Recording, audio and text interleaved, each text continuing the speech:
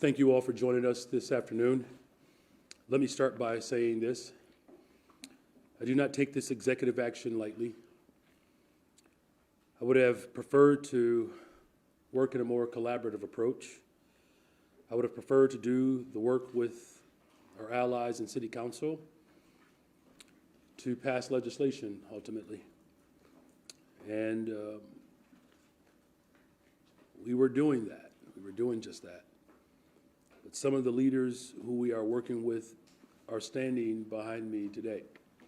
But unfortunately, we do not have the luxury of time.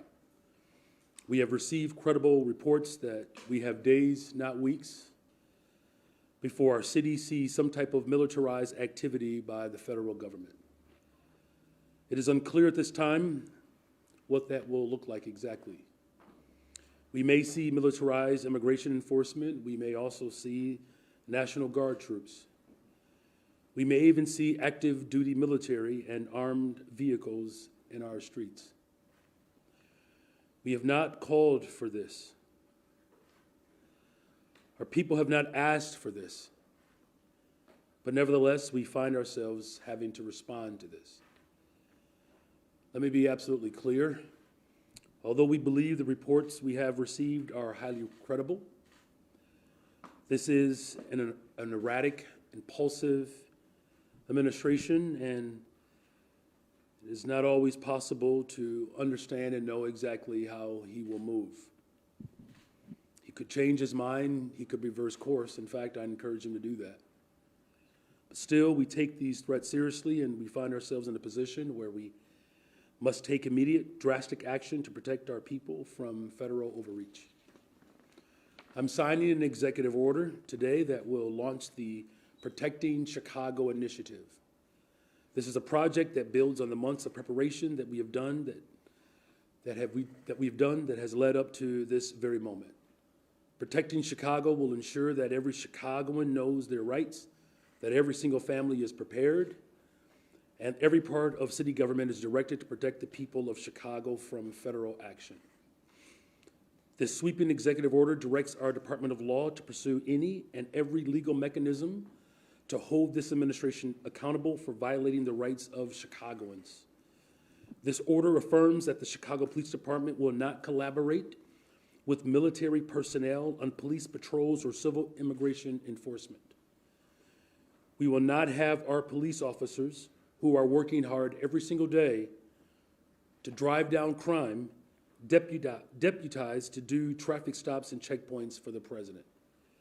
This order affirms the CPD officers will be directed to wear CPD uniforms and refrain from wearing masks so that residents can clearly distinguish them from federal agents.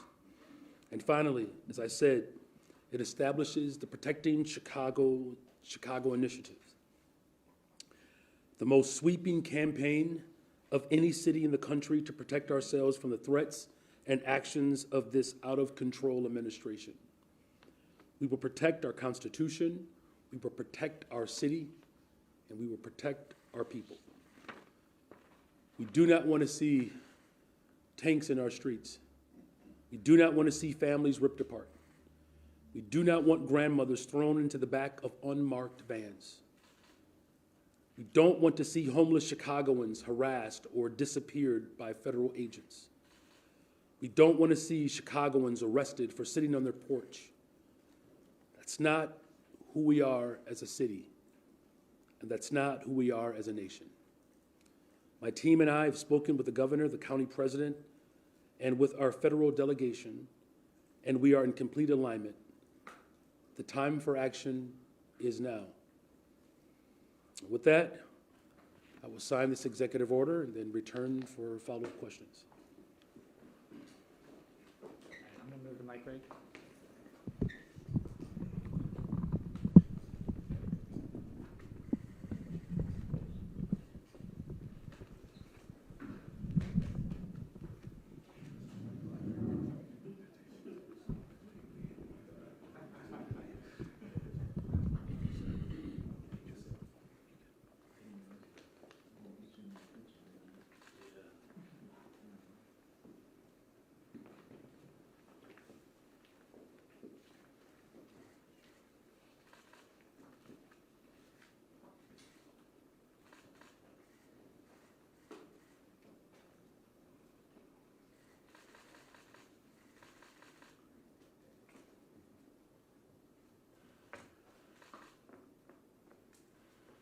Vishon?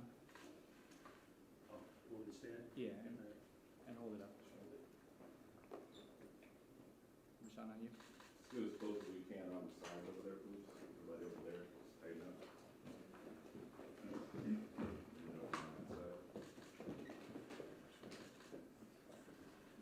Put it right up here. 1, 2, 3.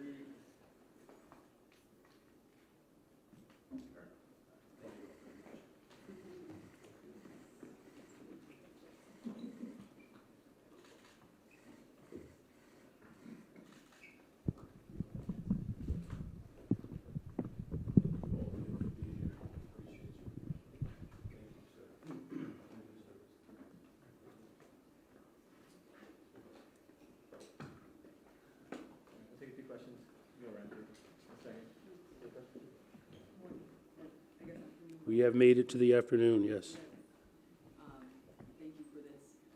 You said months of preparation. Could you just talk about what that's been like trying to get everyone on the same page together at the table? Yeah, well, look, we're a welcoming city, first of all, so that ordinance has been in place for the last 40 years. We strengthened it under my administration.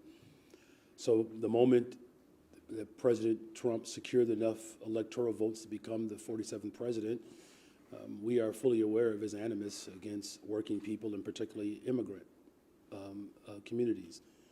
So that preparation was making sure that all of our sister agencies and city departments understood their assignment, and particularly making sure that people know their rights. And so that's been a continuous process all the way up until the time in which I had to testify before the Oversight Committee. And then even well beyond that, we've seen this president trample all over our Constitution. So, you know, we've already filed multiple lawsuits, I believe 40 lawsuits. You just saw that the courts have deemed most of his taxes to benefit the ultra-rich or illegal. So this is not a surprise to us in terms of his erratic and petulant behavior. But this is also about making sure that we are strengthening all of our departments across the board to ensure that we are protecting Chicagoans. That's what this is about. Of course, we would have preferred to go through the natural course of the legislative process, and we will continue to do that with our investments. But this is about protecting the people of Chicago. Can you talk about why you need an executive order to do that? Is this not work the city is already doing, informing people of their rights?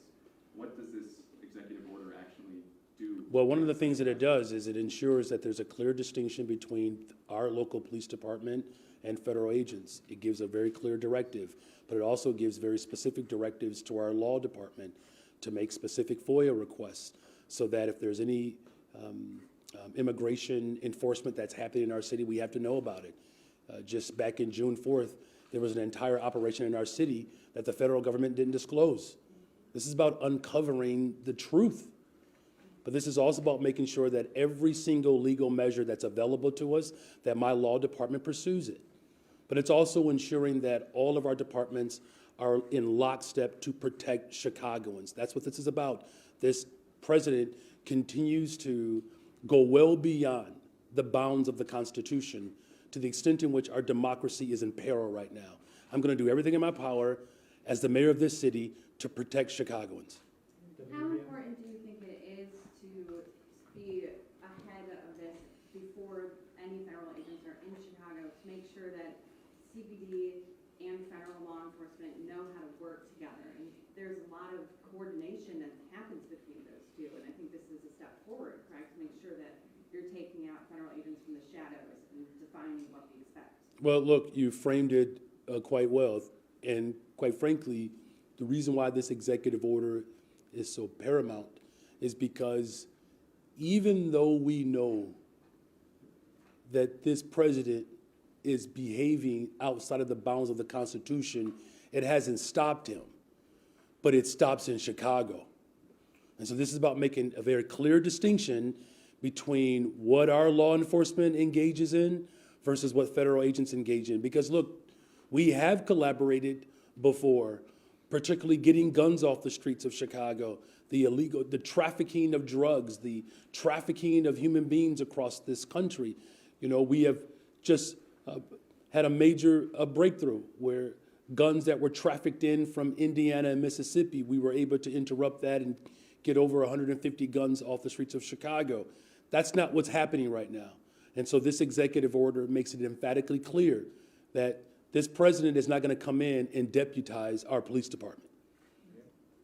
Violet Miller, Chicago Sun-Times. I just wanted to ask, these reports that you're talking about, is this what we've been hearing about in the media? Is this a new report that's been confirmed to the city? Where are you guys hearing this? And when will the city residents be informed of what the city knows of this? Well, I'm telling you what the city knows, right?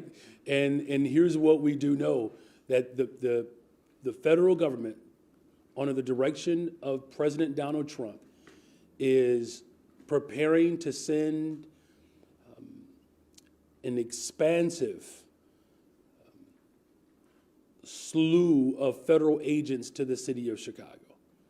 And whether it's border control, ICE agents, right, this part, which is the most upsetting, is that he has funded the ICE division of the government at a rate that is only second to the American United States government and the Chinese military. And that's dangerous, right? And so we are hearing that he plans to send these individuals to the city of Chicago this week as early as Friday. But let's be very clear what his ultimate motives are, though. He wants to send in federal troops. Make no mistake about it. He wants to send in the National Guard. He is looking to provocate, to justify his failures. And the fact of the matter is, it's disrespectful to law enforcement. Our police department has worked incredibly hard to drive down violence in the city of Chicago. This is not about violence reduction, because if it were, he would be making investments. And I can tell you what those investments have done thus far. 32% reduction in homicides. Shootings are down almost 40%. Shooting victims are down almost 40%. So this is about the militarization of cities. And in the city of Chicago, we're going to be very clear about our position to protect democracy, to protect Chicagoans, to protect our people. What recourse or enforcement will happen if federal agents or troops break your rule on no mask or show their badge number? Will you sue? We will use every single tool that is at our disposal, and that includes the courts. It's an area in which at least there's some semblance of check and balance in this country.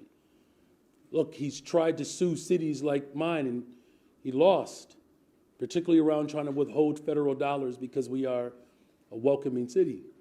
And so, yes, we will use the courts if that's necessary. And did you say as early as Friday, like 6 days from now? Yes, these are a matter of days. We don't have weeks we're talking about days. And so this is about making sure that we are prepared, that there's a real clear guidance, and that there are absolute directives coming from my office to all of our city departments and sister agencies and to all of Chicagoans of how we can stand up against this tyranny. Yes, Mayor, the credible reports that your administration is getting, does that include any specific details as to how many federal agents, how many troops, how many armored vehicles? What is like the blueprint? Are they going to have checkpoints, or how's that going to look like? Well, we don't have those specifics, but what we can go off of what he has done in Los Angeles, and I've been in conversation with Mayor Bass. That's the benefit of this particular moment, that we have been in communications with mayors across this country, sharing what their experiences have been.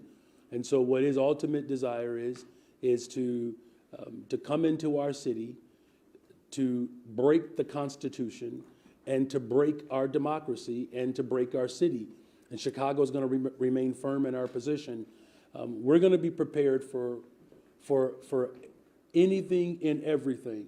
And the best level of preparation is to make sure that people know their rights, and that all of our city departments and sister agencies know exactly what I expect of them in the event that the federal government works outside of the bounds of the Constitution. And has your office made any attempts to reach out to the White House? There is no secret of what I want from the federal government. There's no secret. In fact, he ignores it.